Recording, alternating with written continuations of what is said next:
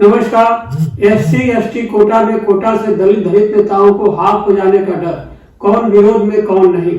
अनुसूचित जाति व अनुसूचित जनजाति में जो आरक्षण है उसका ज्यादा लाभ इनमें तमाम वे संपन्न परिवार जो आरक्षण लागू होने के बाद से लगातार आरक्षण का लाभ लेकर और संपन्न होते जा रहे हैं या इसका लाभ लेकर कुछ साल में संपन्न हो जाने के बाद भी इनकी अगली पीढ़ी भी आरक्षण का लाभ लेकर स्कूल कॉलेज में एडमिशन से लेकर स्टेट या यूपीएससी परीक्षा व नौकरियों में अपने कोटे से जगह पा रही है।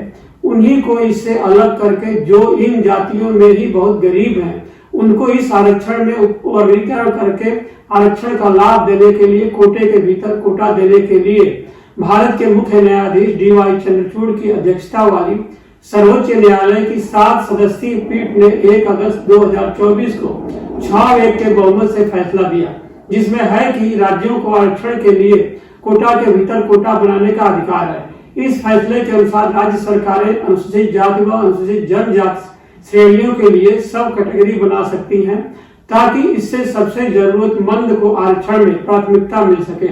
इस तरह सुप्रीम कोर्ट ने 2004 में दिए गए अपने ही फैसले को पलट दिया है। कोर्ट ने कहा है कि अनुसूचित जनजाति के भीतर किसी एक जाति को 100% कोटा नहीं दिया जा सकता है, जिसका विरोध अनुसूचित जाति व अनुसूचित जनजाति के वे नेता करने लगे हैं जो कुछ बहुत संपन्न हैं। जैसे कि इसका विरोध रामविलास पासवान जो लगातार मंत्री रहे और उनके दिवंगत होने के बाद उनके लड़के चिराग पासवान सांसद बने और मोदी सरकार में कैबिनेट मंत्री बना दिए गए, वह विरोध कर रहे हैं। इसी तरह बिहार के अन्य कई दलित नेता विरोध कर रहे हैं जो केंद्र की भाजपा सरकार के सहयोगी हैं। बहुजन समाज पार्टी की प्रमुख मायावती भी इस फैसले व SC/ST आरक्षण में कोटा के भीतर कोटा का विरोध कर रही है। जिस समय चिराग पासवान व अन्य कई SC या ST सांसदों ने इसे संसद में उठाया और सरकार को इसे लागू नहीं करने को कहा, तो सरकार ने उस पर विचार करने का आश्वासन दिया। संसद का बजट सत्र खत्म होने व जम्मू कश्मीर चुनावों के लगभग ही मोदी सरकार ने 42 मंत्रालयों में गैर IAS 45 लोगों की भर्ती के लिए विज्ञापन निकलवा दिया जो अलग अलग क्षेत्रों के होंगे और उनका चुनाव साक्षात्कार के आधार पर होगा। उनकी नियुक्ति में आरक्षण नहीं लागू होगा। ये बाद में किसी मंत्रालय में सचिव स्तर पर जा सकते हैं या कैबिनेट सचिव भी बन सकते हैं। इस लेटरल एंट्री को यूपीएससी परीक्षा देकर पास होने के बाद लंबी ट्रेनिंग व नौकरी में प्रमोशन करते इतने ऊंचे पद पर पहुंचने के बजाय किसी अन्य क्षेत्र से किसी को साक्षात्कार के मार्फत लाने का जो रास्ता बनाया गया उसका कांग्रेस ने विरोध करना शुरू कर दिया। कहना शुरू कर दिया कि अब इस तरह सभी केंद्रीय मंत्रालयों में भी संघ भाजपा के लोगों, स्वयंसेवकों, कार्यकर्ताओं की भर्ती बिना यूपीएससी परीक्षा के हो जाएगा, बिना ट्रेनिंग के लिए सीधे हो जाएगी। इस तरह पूरे तंत्र पर ही संघ व भाजपा के लोगों को यस मैन बैठाने की योजना और आगे बढ़ा दी जाती है जो संविधान विरोधी है, जिसके बाद यह मुद्दा बन गया, इसे संविधान व आरक्षण विरोधी कहा जाने लगा। इसके विरोध को देखते हुए जो पीएम नरेंद्र मोदी इस तरह भर्ती करना चाहते थे और विज्ञापन निकलवाया, उनको इस भर्ती के विज्ञापन को 20 अगस्त को यूपीएससी से निरस्त कराना पड़ा। लेकिन SC/ST कोटा के भीतर कोटा देने यानी इसमें क्रीमी लेयर को अलग करने के विरोध में चिराग पासवान, मायावती व तंवर जैसे कुछ दलित नेताओं ने इसके विरोध में 21 अगस्त को बंद का जो आह्वान किया, उसका समर्थन देने के लिए कई भाजपा नेताओं ने कहा कि वे व्यक्तिगत तौर पर इसका समर्थन करते हैं, पार्टी के स्तर पर नहीं। अब सवाल यह है कि क्या भाजपा ऐसे लोगों के विरुद्ध कार्रवाई करेगी? लगता नहीं है कुछ करेगी, क्योंकि अंदर अंदर सपोर्ट है। अब सवाल यह है कि जो दलित लोग SC/ST में जो धनी है या क्रीमी लेयर वाले हैं, उन्हीं को ही आरक्षण को क्या ज्यादातर लाभ मिलने का आरोप लगाते हुए उन पर बंदिश लगाने व आय की एक सीमा रेखा तय करके उससे कम आय वाले दलितों के आरक्षण का लाभ देने का अनुरोध करते हुए सर्वोच्च न्यायालय में याचिका दायर की थी, जिस पर 7 जजों की पीठ ने फैसला सुनाया है। उन पर विरोध क्यों हो रहा है?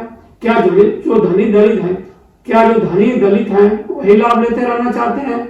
जो धनी अनुसूचित जाति है वही लाभ लेना चाहते हैं? उनमें जो IAS, IPS, RS, PCS या आरक्षण कोटा के चलते बन गए, उनके बाद उनकी आगे की 2-3 पीढ़ी भी आरक्षण का लाभ लेती हुई पावरफुल मालदार नौकरी पाती रही है और जो उसी जाति में जो गरीब मीणा है, जो अपने बच्चों को किसी अच्छे स्कूल में पढ़ा नहीं सकते, उनको अच्छी सुविधाएं नहीं दे सकते, वे न तो ठीक से पढ़ पा रहे हैं, न ही नौकरी या स्कूल एडमिशन में परीक्षा पास कर पा रहे हैं। ऐसे में तो गरीब मीणा दबे ही रह जाएंगे और हमेशा धनी व हर तरह से संपन्न मीणा ही आरक्षण का लाभ लेते रहेंगे। यही हालत SC ST के अन्य तमाम जातियों में भी है। विशेषकर इसी के मद्देनजर सर्वोच्च न्यायालय ने SC ST कोटा में कोटा का फैसला सुनाया है, लेकिन इसे लागू नहीं करने के लिए आंदोलन शुरू हो गया है।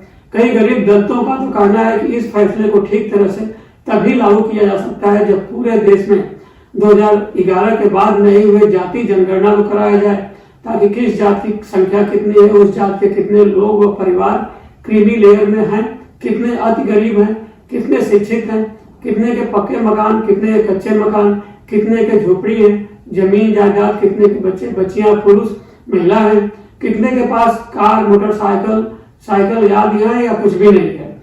और मोदी सरकार है कि जाति जनगणना कराना ही नहीं चाहती है, क्योंकि इससे वास्तविक जाति डाटा आते ही OBC में भी धनी व गरीब का डाटा आ जाएगा, कितने प्रतिशत वैश्य हैं, कितने प्रतिशत अन्य जातियां, सब पता लग जाएगा। सो इसके कारण सर्वोच्च न्यायालय द्वारा SC ST मामले में कोटा दिए जाने के फैसले के बाद मोदी सरकार सांस ढकार नहीं ले रही है और सर्वोच्च न्यायालय के फैसले को लागू करने के बारे में भी चुप्पी साधे हुए, यानी मोदी व शाह जाति आधार पर हाई क्रीमी लेयर होते हुए सभी OBC का प्रतिनिधि भी बने रहना चाहते हैं और जाति आधार पर जनगणना करा उसमें जो गरीब हैं उनका हक देने का जो काम है उसे भी आगे नहीं बढ़ाएंगे, क्योंकि तब तो OBC में जिन जातियों की जनसंख्या ज्यादा है उस जात का PM HM बनाने की मांग होने लगेगी, उनका राष्ट्रपति उपराष्ट्रपति बनाने की मांग होने लगेगी। इसी के मद्देनजर तो 1 अगस्त 2024 को सुप्रीम कोर्ट की 7 जजों की संवैधानिक पीठ के फैसले का राजनीतिक लेवल पर खुलकर स्वागत नहीं किया गया। राजनीतिक दल सुटुक्का लगाए गए। सरकार ने भी नहीं कहा कि वर्गीकरण लागू कर कोटा के भीतर कोटा लागू करेंगे। इस बारे में 1 अगस्त को फैसला आने के बाद हरियाणा के भीम सेना प्रमुख सतपाल तंवर ने फेसबुक पर लाइव आकर 21 अगस्त को भारत बंद योजना की घोषणा किया था। उसके बाद राजस्थान में ट्राइबल आर्मी के कुछ लोगों ने इसका समर्थन किया, फिर हंसराज मीणा, जितेंद्र मीणा इसके समर्थन में आ गए, फिर दलित समुदाय के विभिन्न संगठन व संस्थाएं आरक्षण बचाने के नाम पे 21 अगस्त को भारत बंद के लिए माहौल बनाना शुरू कर दिया। सतपाल तंवर का कहना है कि भारत बंद के लिए 21 अगस्त 2024 की तारीख इसलिए चुनी है क्योंकि 2021 में रविदास मंदिर के लिए भी इसी दिन आंदोलन किया था। तंवर ने इसके पहले 2018 में भी भारत बंद किया था, तब भी SC ST एक्ट के खिलाफ सुप्रीम कोर्ट का फैसला आया था। तब 2 अप्रैल 2018 को भारत बंद किया गया था और अब दोबारा SC ST आरक्षण पर आए सुप्रीम कोर्ट के फैसले के विरुद्ध भारत बंद की घोषणा की है।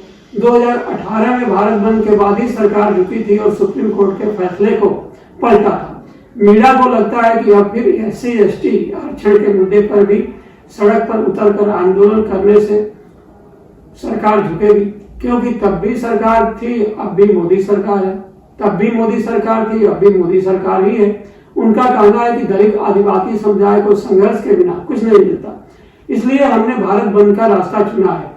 मार्च 2018 में सुप्रीम कोर्ट ने SC ST एक्ट के तहत तुरंत गिरफ्तारी पर रोक लगाने का फैसला सुनाया था, जिसके विरुद्ध दलित संगठनों ने 2 अप्रैल 2018 को भारत बंद किया था। उस समय तब मध्य प्रदेश, राजस्थान, बिहार, यूपी में हिंसक घटना के कारण कई लोग मर गए। इसके बाद मोदी सरकार ने अध्यादेश लाकर सुप्रीम कोर्ट के फैसले को पलटा था। तब बसपा प्रमुख मायावती 2 अप्रैल 2018 को आई भारत बंद में शामिल नहीं थी, लेकिन इस बार वह SC ST आरक्षण के मुद्दे पर 21 अगस्त को भारत बंद के समर्थन में है। चिराग पासवान तो हैं ही।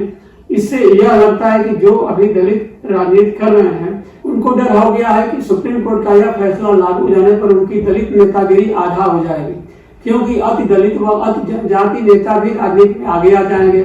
इन हालात में देखिए, कोटा के भीतर कोटा के फैसले से जिन अति दलित व अति आदिवासियों को लाभ मिलने की बात है वह क्या करते हैं। उनके पास धन बल सत्ता बल तो है नहीं। जहां तक बंद का अंदर अंदर या बाहर से समर्थन की बात है तो अनुसूचित जाति व जनजाति आरक्षण में क्रीमी लेयर पर सुप्रीम कोर्ट के फैसले के खिलाफ देश भर के विभिन्न संगठनों ने भारत बंद का आह्वान किया है। कई विपक्षी दलों समेत कुछ संगठन इसके विरोध में हैं। भारत बंद के समर्थन में मायावती की बहुजन समाज पार्टी और चंद्रशेखर आजाद की आजाद समाज पार्टी एवं भीम आर्मी उतरी है। स्वामी प्रसाद मौर्य की राष्ट्रीय शोषित समाज पार्टी ने भी भारत बंद का समर्थन किया है। इसमें दलित व आदिवासी संगठन के अलावा कई राज्यों की क्षेत्रीय राजनीतिक पार्टियां भी समर्थन कर रही हैं। Samajwadi party, Bahujan Samaj party, Bhim army, Azad Samaj party Kashiram, Bharat आदिवासी पार्टी, बिहार में राजद, एलजेपी, आर सहित सरकारी नौकरियों में जो है उन सभी SC, ST, OBC कर्मचारियों का जातिगत आंकड़ा जारी किया जाए। ये भारतीय नागरिक सेवा के जरिए न्यायिक अधिकारी और जज नियुक्त करने की मांग कर रहे हैं। The national confederation of Dalit Adivasi organisation की मांग है कि सरकार सेवाओं में SC, ST, OBC कर्मचारियों के जाति आधारित डेटा तुरंत जारी किया जाए ताकि उनका सटीक प्रतिनिधित्व सुनिश्चित किया जा सके और समाज के सभी वर्गों से न्यायिक अधिकारियों व जजों की भर्ती के लिए एक भारतीय न्यायिक सेवा आयोग की भी स्थापना की जाए और हायर जुडिशरी में SC, ST, OBC श्रेणियों से 50% प्रतिनिधित्व सुनिश्चित किया जाए। देखिए उनकी यह मांग मोदी सरकार पूरी करती है या नहीं। इन शब्दों के साथ आप सभी को नमस्कार।